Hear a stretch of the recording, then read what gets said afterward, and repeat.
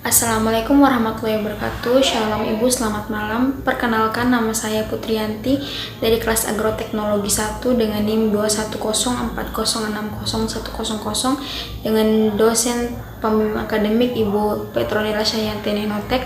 Saya di sini akan mempresentasikan hasil kerja saya, yaitu tentang teori sel, struktur sel prokaryotik dan sel eukaryotik serta komponen penyusun sel. Langsung mulai saja. Yang pertama adalah apa itu sel? Sel adalah salah satu unit terkecil dari makhluk hidup yang bisa melangsungkan kehidupan seperti makhluk hidup pada umumnya.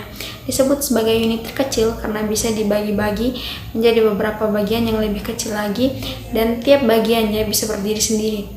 Sel bisa melakukan sebuah proses kehidupan seperti melakukan suatu perombakan, respirasi, penyusun, pembelahan sel, reproduksi, dan juga peka terhadap suatu rangsangan. Jika dilihat secara struktural, tubuh makhluk hidup pasti terdiri dari sel-sel, sehingga sel seringkali disebut sebagai satuan struktural makhluk hidup. Tubuh makhluk hidup pasti terdiri dari sel-sel, sehingga sel seringkali disebut sebagai satuan struktural makhluk hidup. Sel berkembang baik dengan cara pembelahan sel, di mana pembelahan akan dilakukan dengan baik oleh organisme bersel satu atau organisme bersel banyak. Sel mengandung sejumlah materi genetik atau materi yang nantinya akan bertugas menentukan sifat-sifat makhluk hidup tersebut.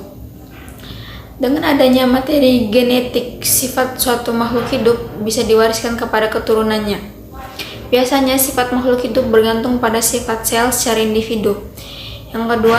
Kemudian teori tentang sel. Yang pertama adalah sel adalah kesatuan atau unit struktural makhluk hidup.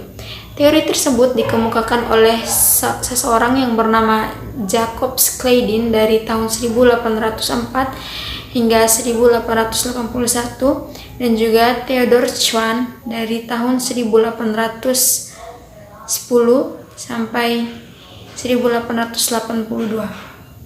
Pada tahun 1839, Schleiden, seorang ahli botani asal Jerman ini, mengadakan sebuah pengamatan mikroskopis pada sel tumbuhan. Di waktu yang bersamaan, Theodor Schwann juga melakukan pengamatan pada sel hewan. Dari hasil pengamatan keduanya menarik sebuah kesimpulan sebagai berikut. Setiap makhluk hidup terdiri dari beberapa sel. Sel adalah unit struktural yang paling kecil pada makhluk hidup. Organisme bersel satu terdiri dari satu sel saja, sedangkan organisme yang terdiri lebih dari satu sel disebut dengan organisme bersel banyak. Yang kedua adalah sel sebagai unit fungsional makhluk hidup. Max Schulze dari tahun 1825 hingga 1874 mengatakan bahwa protoplasma adalah dasar fisik dari sebuah kehidupan. Protoplasma tidak hanya bagian dari sel secara struktural saja, namun juga termasuk bagian penting sel yang berperan sebagai tempat berlangsungnya reaksi kimia kehidupan. Karena adanya pernyataan tersebut, kemudian muncul teori sel yang menjelaskan bahwa sel adalah kesatuan fungsional kehidupan. Yang ketiga, sel sebagai unit hereditas makhluk hidup. Di dalam ilmu pengetahuan dan teknologi, telah mendorong penemuan sejumlah unit penurunan sifat kromosom. Dalam kromosom terdapat sebuah gen yang merupakan unit pembawa sifat tersebut. Kemudian muncul teori bahwa sel adalah unit hereditas makhluk hidup. Berikut ini adalah beberapa penemuan yang mendukung perkembangan dari teori sel. Antara lain adalah Robert Brown dari tahun 1812, seorang ahli biologi asal Skotlandia, menemukan sebuah benda kecil yang terapung di dalam cairan sel yang disebut dengan nukleus. Yang kedua, Felix Durjardin dari tahun 1835 yang menganggap bahwa bagian yang paling penting dari sebuah sel adalah cairan sel yang disebut sebagai protoplasma. Dan yang ketiga adalah Johannes Purkinje dari tahun 1787 hingga 1869 adalah orang yang pertama yang mengajukan istilah protoplasma yang digunakan sebagai nama bahan embryonal sel telur. Kemudian masuk ke penemu sel dan konsep sel. Konsep sel mulai berkembang dan dipelajari oleh Robert Hooke pada tahun 1665 hingga 1836. oleh Theodor Schwann dan Matthias Schleiden. Kemudian mereka mengatakan bahwa sel sebagai sebuah unit struktural dan fungsional terkecil dari makhluk hidup. Yang pertama, Robert Hooke. Robert Hooke merupakan seseorang yang pertama kali mengamati sel di tahun 1665. Sel yang ia amati berasal dari sayatan tipis sebuah gabus dan dilihat dari sebuah mikroskopis. Robert Hooke menemukan sayatan tipis gabus itu memiliki bentuk berongga dan bersegi 6. Kemudian teori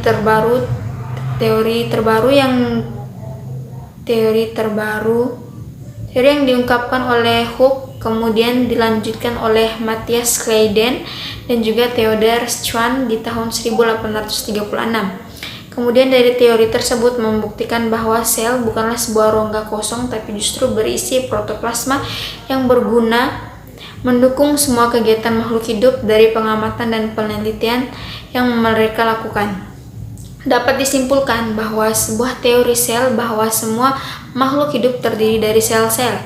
Teori tersebut berkembang lagi dengan pendapat baru yaitu setiap sel berasal dari sel lain. Lalu sel adalah unit struktural dan fungsional yang paling kecil dari makhluk hidup. Setelah itu teori sel menurut para ahli. Yang pertama, teori sel Schleiden. Di dalam teorinya, Schleiden mengungkapkan bahwa teori sel merupakan setiap bentuk dari makhluk hidup, termasuk juga tumbuhan yang terdiri dari sel-sel. Ungkapan Schleiden tersebut kemudian didukung oleh Theodor Schwann yang juga mengatakan bahwa semua makhluk hidup tersusun atas sel-sel. Menurut pendapat keduanya, sel merupakan satuan terkecil dari kehidupan atau makhluk hidup itu sendiri. Yang kedua, teori sel Max Schultz. Di dalam teorinya, Max Schultz merupakan suatu bentuk unit fungsional terkecil dari makhluk hidup. Di dalam sebuah sel akan terjadi bentuk kerjasama antara jaringan dan juga organel sel dengan baik, sehingga proses tersebut bisa membantu makhluk hidup untuk melakukan aktivitas dengan baik. Dan yang ketiga adalah teori sel Rudolf Virchow. Teori sel yang terakhir adalah teori sel Rudolf Virchow. Di dalam teori ini, ia mengungkapkan bahwa sel adalah sebuah unit pertumbuhan yang paling kecil dari makhluk hidup. Yang mana itu artinya setiap makhluk hidup yang ada di dalamnya mempunyai sel yang nantinya akan tumbuh dan juga berkembang dari kecil menjadi sebuah organisme yang paling besar dan memiliki fungsi. Teori tersebut dikenal dengan nama Omne Cellula e Cellula, yang artinya yaitu setiap sel berasal dari sel yang sebelumnya sudah ada dan akan terus bertumbuh. Baik, tadi kita sudah membahas tentang konsep sel dan sekarang kita akan membahas tentang struktur sel prokariotik dan sel eukariotik. Yang pertama adalah sel prokariotik. Istilah prokariotik berasal dari kata Yunani yaitu pro yang artinya sebelum dan karyon yang artinya inti. Jadi sel prokariotik berarti sebelum inti. Bagian dari sel prokariot disebut sitoplasma. Sel prokariotik tidak memiliki nukleus sejati karena bahan intinya masih tersebar di dalam sitoplasma dan belum diselubungi oleh membran inti. Materi genetiknya atau DNA terkonsentrasi pada suatu daerah yang disebut nukleotid, tetapi tidak ada membran yang memisahkan daerah ini dari bagian sel lainnya. Kemudian ada ciri-ciri dari sel prokariotik sebagai berikut. Ciri-ciri sel prokariotik diantaranya yaitu memiliki membran plasma dan memiliki nukleot yaitu DNA dan RNA, dan memiliki sitoplasma, tidak memiliki membran inti dan sistem endomembran. Kemudian sel prokariotik secara umum memiliki ukuran yang lebih kecil dibanding sel eukariotik. Setiap prokariotik merupakan sel tunggal tetapi akan sering terlihat dalam rantai atau kelompok sel yang berkumpul ratusan. Contoh sel prokariotik adalah bakteri Escherichia coli. Kemudian adalah dinding sel, merupakan bagian terluar dari sebuah sel. Struktur dinding sel terdiri dari peptidoglikan. Senyawa ini menyebabkan dinding sel bersifat kaku. lipid, lemak, dan protein. Fungsi dari dinding sel ialah memberi bentuk sel yang tetap karena sifatnya yang kaku. Sebagai pelindung, terdapat pori-pori jalan keluar masuknya molekul-molekul dan mengatur pertukaran zat serta reproduksi. Membran plasma, membran yang menyelimuti sitoplasma. Struktur membran plasma itu terdiri atas molekul lemak, protein, berfungsi sebagai pelindung molekular sel terhadap lingkungan sekitar dan mengatur transportasi air serta zat-zat terlarut dari luar dan ke dalam sel. Kemudian nukleoid merupakan wilayah yang merupakan tempat DNA yang selalu terletak atau tidak terselubung membran. Terus, organel yang terdapat dalam sel-sel prokariotik adalah ribosom yang tersusun dari RNA dan protein. Ribosom merupakan tempat berlangsungnya sintesis protein. Kemudian adalah flagella. Flagella yang merupakan organel lokomosi yang pergerakan beberapa jenis bakteri. Kemudian pili atau Fimbriae merupakan struktur pelekatan pada permukaan sejumlah prokariota, berukuran lebih pendek dan lebih kecil dari flagel. Pili berfungsi untuk melekatkan diri pada jaringan hewan ataupun tumbuhan. Dan ini adalah gambar dari sel prokariotik. Kemudian masuk ke dalam sel eukariotik. Sel eukariotik termasuk golongan yang memiliki struktur lebih maju, yaitu sama dengan sel tumbuhan dan binatang. Eukariotik sebagai kelompok organisme yang sel-selnya mengandung nukleus dan dikelilingi oleh membran nukleus. Sel eukariotik merupakan sel yang memiliki fungsi yang sangat khas yang berkaitan satu dengan yang lainnya dan berperan penting untuk menyokong fungsi sel organisme. Yang memiliki tipe sel ini antara lain hewan, tumbuhan, dan jamur, baik multiseluler maupun yang uniseluler. Sel eukariotik adalah tipe sel yang memiliki endomembran. Pada sel eukariotik, inti tampak jelas karena dibatasi dengan sistem membran. Pada sel ini, sitoplasma memiliki berbagai jenis organel seperti antara lain badan Golgi, retikulum endoplasma atau RE, kloroplas khusus pada tumbuhan, mitokondria, badan mikro, lisosom. Di samping adalah gambar dari sel eukariotik. Kemudian masuk kepada komponen penyusun sel. Yang pertama adanya komponen protoplasma. Protoplasma merupakan cairan yang terdapat di dalam sel. Adapun kandungan yang terdapat di dalam protoplasma yaitu sebagai berikut. Yang pertama, air berfungsi sebagai pelarut berbagai zat, baik zat organik maupun anorganik. Yang kedua adalah garam mineral berfungsi dalam proses osmosis, sintesis ATP, dan kofaktor dalam aktivitas enzim. Yang ketiga adalah gas-gas meliputi gas oksigen, karbon dioksida, dan nitrogen. Yang keempat adalah protein, berfungsi sebagai pembangun sel dan katalisator reaksi kimia di dalam sel. Kelima, lemak berfungsi sebagai komponen membran plasma, hormon, dan vitamin. Yang keenam, karbohidrat berfungsi sebagai energi dan komponen struktural organel sel lainnya. Dan yang ketujuh adalah asam nukleat yang berfungsi untuk mengontrol seluruh aktivitas sel dan membawa informasi genetik. Kemudian sel memiliki beberapa organel sel sebagai berikut. Yang pertama adalah dinding sel. Dinding sel merupakan lapisan kaku yang mengelilingi bagian luar membran sel.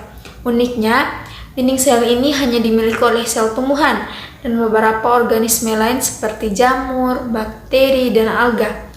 Dinding sel tumbuhan terdiri dari 3 lapisan, yaitu lamela tengah, dinding sel primer, dan dinding sel sekunder. Penyusun dinding sel untuk setiap organisme berbeda-beda. Misalnya dinding sel bakteri tersusun atas peptidoglikan, Archaebacteria dan jamur tersusun atas glikoprotein dan polisakarida, serta jamur tersusun atas glukosamin dan kitin. Adapun fungsi dinding sel adalah sebagai berikut. Yang pertama adalah memberi struktur dan bentuk sel agar selalu tetap. Yang kedua adalah mencegah kehilangan air. Dan yang ketiga adalah membantu difusi gas yang keluar masuk sel. Yang keempat, membantu regulasi osmotik. Yang kelima, mencegah agar sel tidak pecah akibat tekanan turgor. Di samping adalah contoh gambar dari dinding sel. Dan yang kedua adalah membran sel. Membran sel adalah bagian sel paling luar yang menjadi batas antara isi sel dan sekitarnya. Terlebih lagi untuk sel yang tidak memiliki dinding sel. Membran sel terdiri dari dua lapisan yaitu fosfolipid dan lipoprotein. Komponen penyusun membran sel meliputi lipid, protein, dan karbohidrat. Membran sel merupakan organel yang berfungsi sebagai berikut. Pertama adalah memperkokoh sel karena bisa menahan sitoskeleton. Yang kedua, mencegah sel agar tidak pecah. Yang ketiga, sebagai reseptor rangsangan yang datang dari luar sel. Yang keempat, tempat pertukaran zat atau transportasi molekul. Yang kelima, menyediakan berbagai fungsi enzim. Di samping adalah contoh gambar dari membran sel. Yang ketiga adalah inti sel. Inti sel merupakan induk dari sel itu sendiri. Hal itu karena seluruh kegiatan sel dikendalikan oleh inti sel. Inti sel merupakan organel terbesar di dalam sel dan menyumbang sekitar 10% volume sel. Inti sel tersusun atas membran inti, nukleolus, nukleoplasma, dan butiran kromatin. Adapun fungsi inti sel adalah sebagai berikut. Yang pertama adalah mengendalikan seluruh kegiatan sel. Yang kedua, tempat penyimpanan protein dan RNA. Yang ketiga adalah pembawa materi genetik yaitu DNA. Yang keempat, berperan dalam proses sintesis protein. Yang kelima, mengatur pertukaran molekul antara inti dan bagian sel lainnya. Yang keenam, penghasil protein pada nukleolus. Yang ketujuh, untuk transportasi selektif melalui pori-pori pada membran inti. Di samping adalah contoh gambar dari inti sel. Dan yang keempat adalah sitoplasma. Sitoplasma merupakan bagian yang terletak di antara inti dan membran sel. Sitoplasma diisi oleh suatu cairan yang disebut sitosol. Sitosol ini menjadi tempat reaksi biokimiawi serta perantara bahan dari luar ke inti atau organel sel lain. Sitoplasma terdiri dari 3 bagian yaitu matriks, organel sel selain inti sel dan membran sel, dan inklusio. Adapun fungsi sitoplasma adalah sebagai berikut, yaitu pertama adalah tempat melekatnya organel sel, melindungi organel sel dari benturan, menjamin berlangsungnya pertukaran zat agar metabolisme berjalan optimal, menjaga bentuk dan konsistensi sel. Di samping adalah contoh gambar dari sitoplasma. Yang kelima adalah mitokondria. Mitokondria merupakan tempat terjadinya respirasi seluler pada makhluk hidup. Mitokondria berbentuk silinder dengan panjang 1-10 yang diselubungi oleh 2 membran, yaitu membran luar dan dalam. Membran dalam menyelubungi suatu matriks yang disebut matriks mitokondria. Matriks ini menjadi tempat berlangsungnya tahap metabolisme seperti siklus Krebs, oksidasi asam lemak, dan oksidasi asam amino. Di antara membran luar dan dalam terdapat ruang antar membran. Berikut gambar dari mitokondria.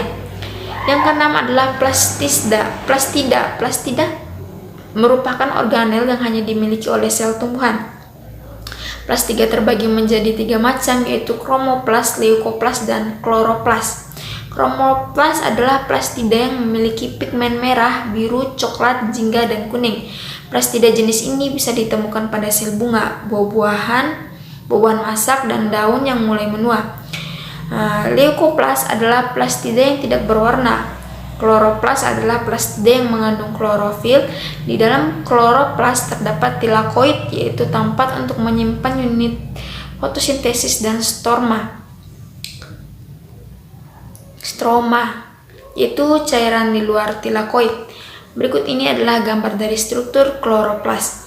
Yang ketujuh adalah retikulum endoplasma. Retikulum endoplasma merupakan organel berbentuk ruang berdinding yang saling terhubung membentuk suatu anyaman retikulum.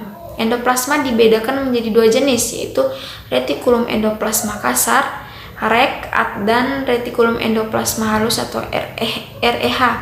Adapun fungsi dari retikulum endoplasma adalah sebagai berikut. Yang pertama adalah tempat untuk menyimpan kalsium, sebagai tempat transportasi protein dan karbohidrat untuk organel sel lain meliputi lisosom, badan Golgi, dan sebagainya.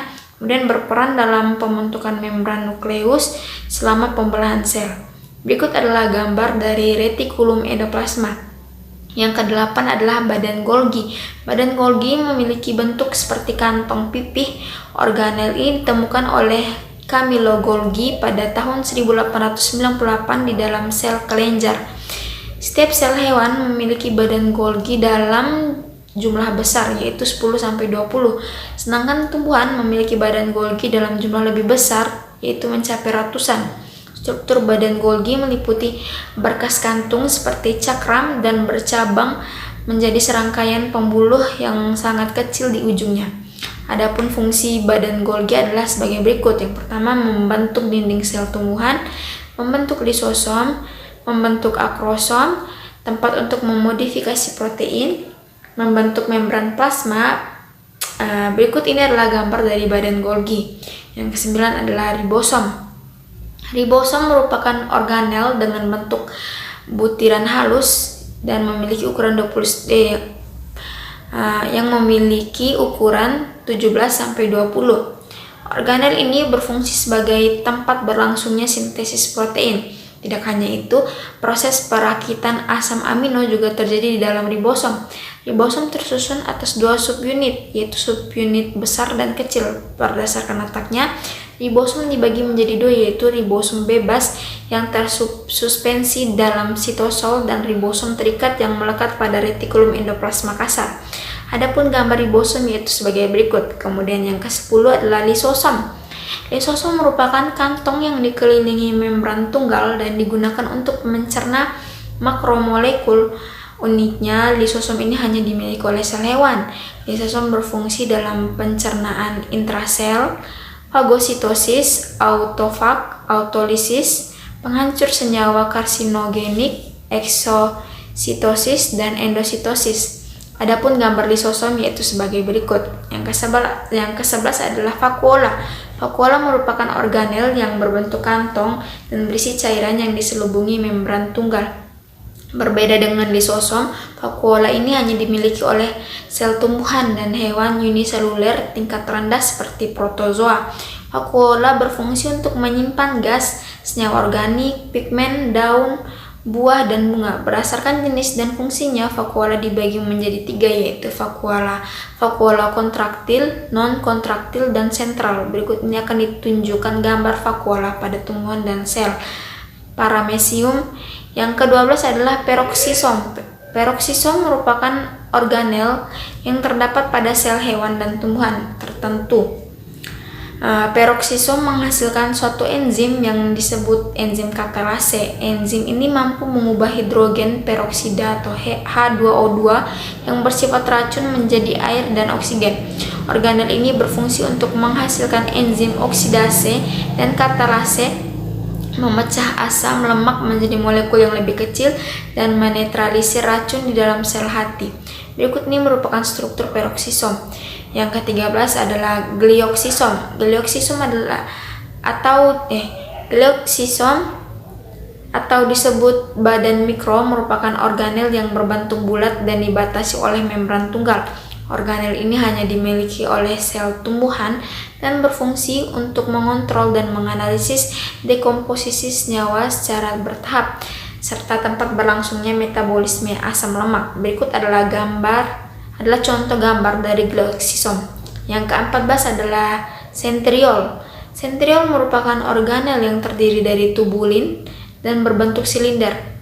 Organel ini memegang peranan penting dalam proses pembelahan sel. Adapun fungsi sentriol adalah menyelesaikan proses sitokinesis, mengatur spindel mitosis, dan berperan dalam penataan ruang sel. Adapun gambar sentriol adalah sebagai berikut. Sekian presentasi dari saya, Ibu. Mohon maaf jika ada salah kata. Terima kasih atas waktunya, Ibu. Selamat malam. Wabillahi taufiq wal hidayah. Wassalamualaikum warahmatullahi wabarakatuh.